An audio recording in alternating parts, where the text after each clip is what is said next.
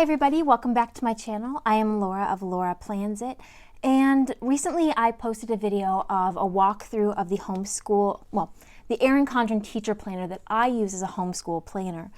But today what I'm going to do is actually go through and set up my planner.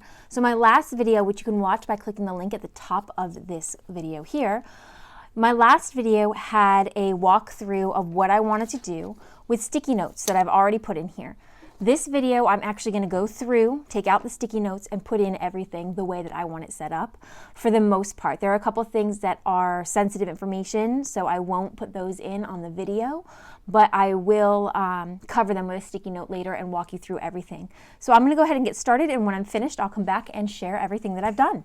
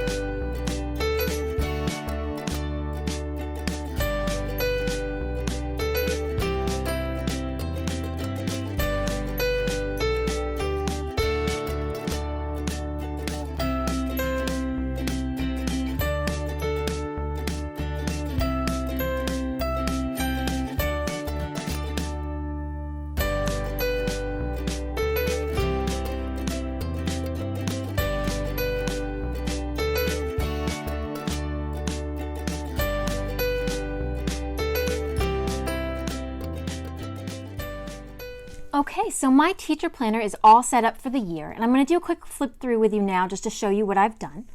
As I mentioned in my previous video, I have gone through it all. I put sticky notes in of what I wanted to do. Now this video is what I actually did. So we'll start here with my name page. Let me just shift this over a bit. And this here obviously is my name and a quote bar, which is just very basic, nothing fancy.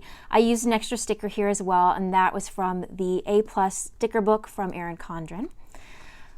This is my All About Me page. Now I've left this blank because this is very personal information and I wanted to fill this out after I've done this video. So I will fill this in again with my kids' information, my information should this get lost, our curriculum resources that are books, and then our online ones with passwords will all go right in here. Over here for the events and volunteers, clearly we're not going to have volunteers in our homeschool per se, but what I've done here is put meetups, so I have the contact information for any of meetups we have, field trips that we're planning throughout the year or ideas that I have for field trips, and down here I'm leaving as is, classroom events and date information. So if we have something, here's a section for dates, here's a section for the event is. If there's something specific that we want to put in here, whether it be a Christmas party or something, whatever it is that we want to put in here, we'll put in down here, because we do random events that are more family-centric homeschool events. I decided to use this as a reading log, and you can see I actually did create some custom stickers for that. So we've got the date and page numbers, how many pages we've read at the top, the title of the book, and the author of the book.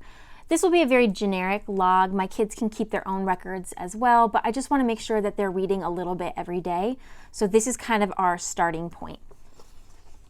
My year plan, and I'll go into this in my September monthly plan with me as well, I use the transparent dots, whether it's Planner Kate or Chrissy Ann Designs or Erin Condren's transparent dots. I use these to mark our days of homeschool. So our first day of homeschool is going to be September 9th, and I will use the September colors, and I don't particularly care which one's which. And I will put it on that date to mark that we have done homeschool for the day. This is my attendance log.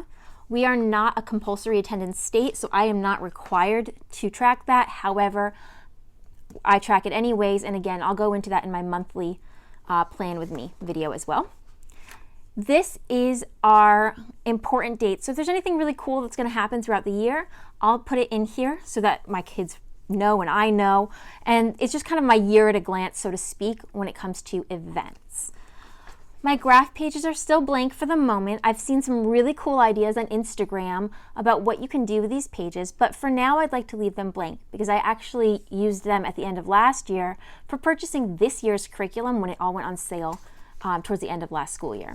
So that all stays blank for me, and then I will flip through to September just to show you that this is all still blank, but this will be, our supplies will go here, our library books will go here, any of our meetups or holidays or important dates will go in here just like it's laid out. And then I've already laid out our actual September month, so all of our appointments are in here, our preschool days, first day of fall, Labor Day weekend, our back to school day. And then I use this little calendar here as well for what's coming up in October. So, so that is my layout there. Then when you get all the way into the back with the checklists, I use these to track our curriculum. So I've started a little bit here, and I will go more in depth on this at a later date, but I write what the week is, what the assignment is. I use the assignments up here, and then I gray out the boxes I'm not using, and I explained that in a previous video, and like I said, I will make a more detailed video about this later. And then you get to the back, and of course that's it for stickers and planning, but I will have our curriculum printouts right here in these two pockets.